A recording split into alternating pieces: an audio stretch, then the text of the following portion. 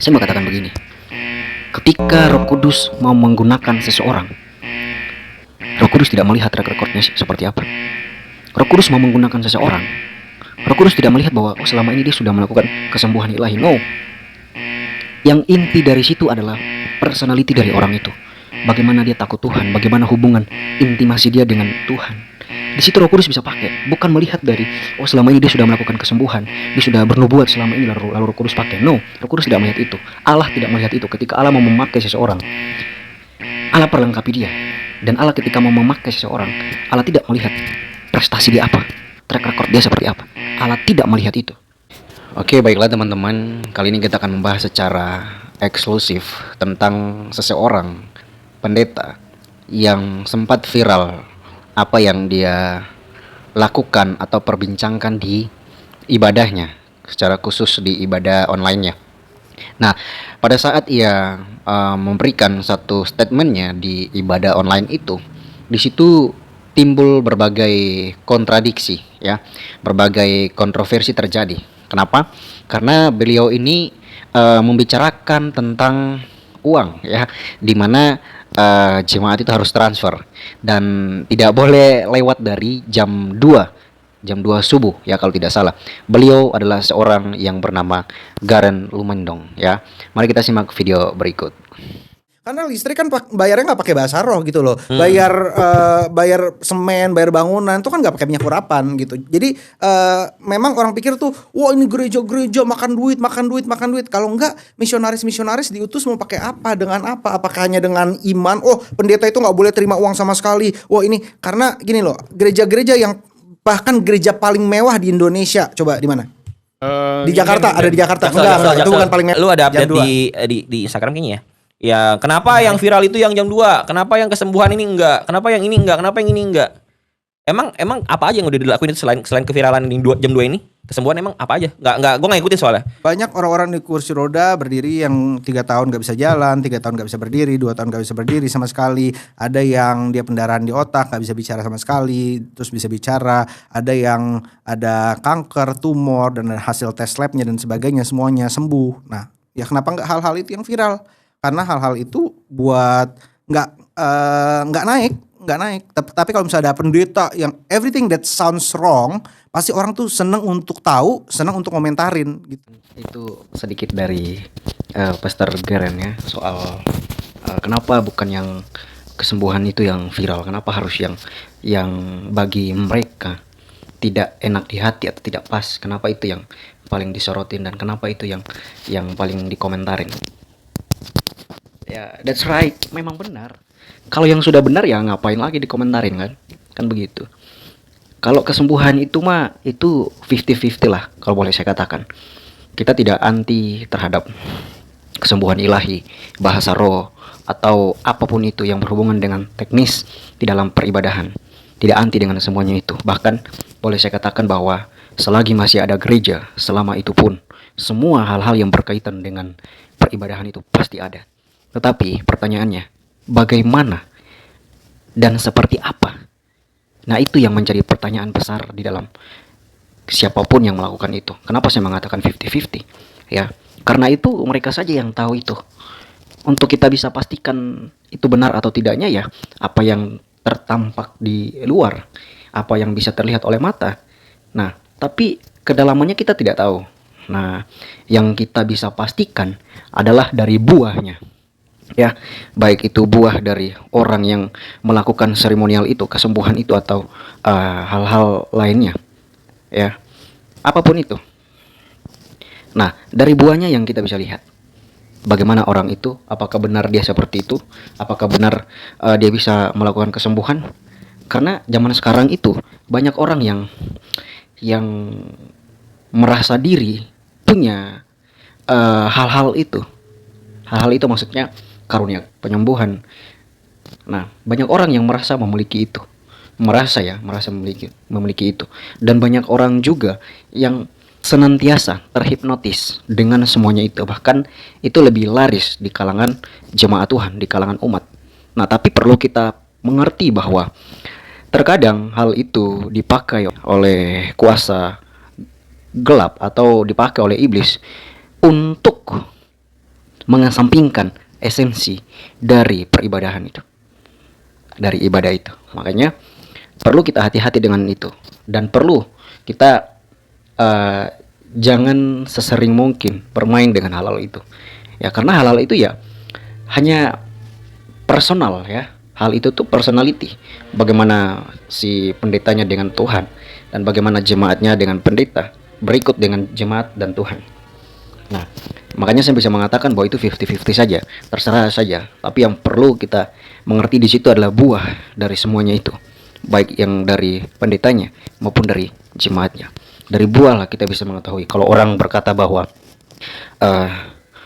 gelo lu atau apapun itu ya, berkata kasar, kehidupan tidak baik, lalu di sisi lain dia mengatakan bahwa dia bisa menyembuhkan, no, itu tidak sinkron, tidak linear, tidak sejalan dengan apa yang dilakukan di dalam hidupnya. Makanya buah itulah yang pasti menjadi salah satu bukti untuk kita bisa mengatakan bahwa orang ini punya karunia kesembuhan atau seperti apa. Saya juga mau mengatakan itu bukan anti dengan semua itu, tapi yang seperti apa, yang bagaimana, baru kita bisa mengatakan bahwa oh benar itu dari Tuhan. Maksud gue jam 2 itu kan memang bagi sebagian orang yang mungkin nggak tahu backgroundnya kayak Iya, pasti illogical. Kenapa harus jam 2 gitu? Kenapa harus sekarang juga gitu? Padahal jelas jam 3 Bang tutup, itu udah jelas. Iya. Ya, gue setuju. Nah, gue juga banyak gini. Kalau misalnya kita dalam debat beneran ya, Yesus lahir sebagai manusia itu illogical. Trinitas Allah Bapa, Anak, Allah Roh Kudus itu illogical. Tapi God goes beyond logic, gitu. Beyond, bukannya against logic ya. Mujizat-mujizat Yesus semua illogical. Namanya mujizat itu adalah sesuatu yang transcend the logical mind.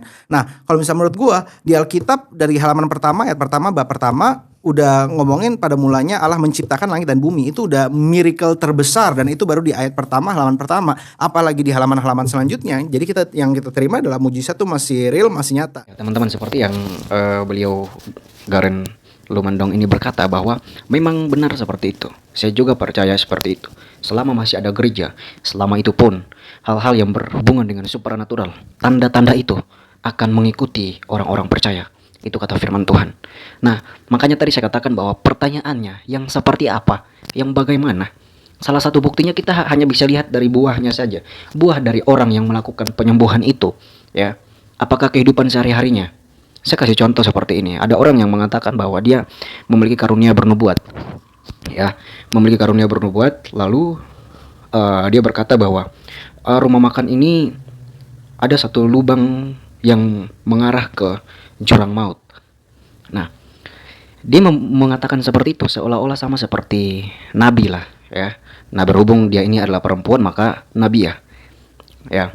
Jadi si Nabia ini berkata bahwa di rumah makan ini ada satu lubang besar yang mengarah ke jurang maut. Katanya seperti itu. Tetapi di dalam kehidupan si Nabia ini, cara berpakaiannya juga senonoh, lalu pernah bermasalah dengan orang, ya, bersikap kasar dengan orang. Nah, ini mustahil dia dapat penglihatan seperti itu. Itu penglihatan iblis itu yang seperti itu. Makanya saya mengatakan bahwa yang seperti apa, karunia itu yang seperti apa, bukan anti dengan semuanya itu, tetapi yang bagaimana, yang seperti apa. Nah, itu yang perlu kita cross check. Nah, makanya firman Tuhan pun berkata bahwa ada karunia membedakan roh. Itu ada karunia membedakan roh. Cross check dulu benar-benar apakah ini dari Roh Kudus, dari Allah atau bukan, atau dari roh kuda. Nah, kadang-kadang orang berkata bahwa dia bernubuat. No, itu bukan bernubuat, itu berlubuat. Lu buat sendiri di situ dengan kata-katamu mengatasnamakan nubuat. Tidak. Nah, ini yang perlu kita perhatikan di sini. Lalu jam 2 itu apa, Kak? Oke. Apa Jadi relevansi dari khotbah? videonya itu kira-kira 4 jam. Gue diundang oleh GBI Father's Love, Pastor Thomas Chandra. Dia undang 4 kali.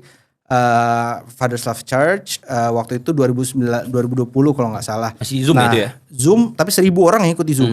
Di YouTube 15.000 gitu. Gue baru bilang, Pastor Thomas, boleh saya mimpin persembahan? Nah, gue udah ulangin berkali-kali itu, tetapi gue percaya Roh Kudus gerakan yang pertama untuk tulis, lalu untuk doakan, imani, saudara tabur sebelum jam 2. Kenapa? Jam 2 I don't know, kalau dari konsep gua yang gue pelajari itu about ketaatan dan sacrifice gitu. Nah, jadi sekarang kalau kita pilah-pilah yang salah dari transfer sebelum jam 2 itu apa? Pertama, transfer ke gereja atau transfer ke pelayanan misi normal atau enggak?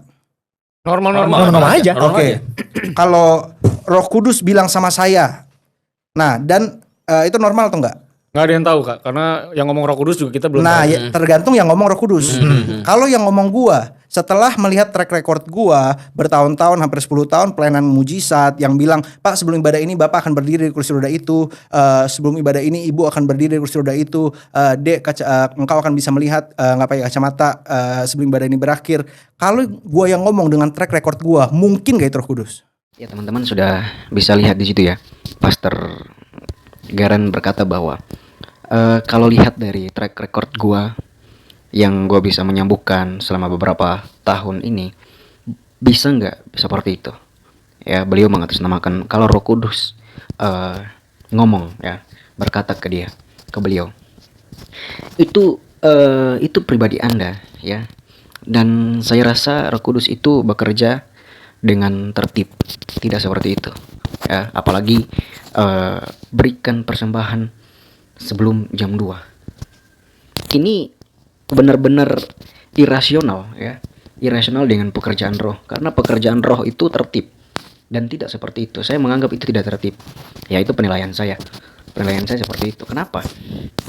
Karena hal-hal yang bukan esensi, hal yang bukan esensi di dalam peribadahan, itu bukan esensi di situ. Bahkan sampai ada arjanelinya jam 2 ya. Arjannya di situ apa? Sampai batas jam 2. Nah, bicara Roh Kudus ini semua orang bisa mengatasnamakan Roh Kudus ya. Apalagi soal uang. Ini sesuatu yang irasional. Dan itu personality hanya Anda dengan Roh Kudus saja yang tahu. Kami semua jemaat umat tidak tahu itu. Ya. Mengatasnamakan roh. Nah, ini lagi terlalu banyak di akhir-akhir ini orang bermain dengan hal itu. Mengatasnamakan roh, berkata bahwa Roh Kudus ngomong ke saya. Itu bukan Roh Kudus ngomong ke saya, itu Anda buat sendiri.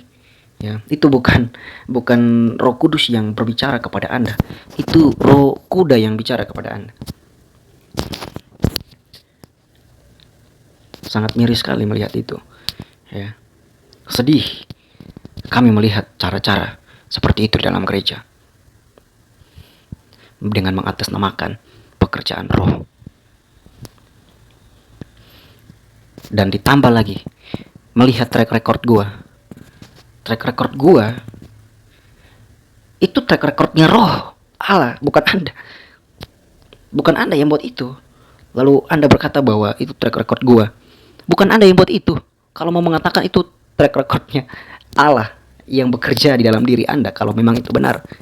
Jadi bukan track recordnya Anda, si Garen Omandang, bukan. Dengan bahasa-bahasa yang seperti itu, saya rasa itu bahasa-bahasa metafora peninggian diri yang seperti itu. Miris sekali, tapi saya mengatakan kepada kita semua bahwa ujilah roh itu, ya. Bedakan Roh Kudus dengan Roh Kudus. Ya, terkadang memang hampir sama. Bahkan orang seringkali menggunakan itu untuk mendapatkan sesuatu. Hati-hati dengan semuanya itu. Bukan anti dengan pekerjaan roh, bukan. Tetapi seperti yang saya sudah katakan bahwa seperti apa, bagaimana. Karena orang gampang saja mengatasnamakan roh, pekerjaan roh. Nah, ini yang perlu kita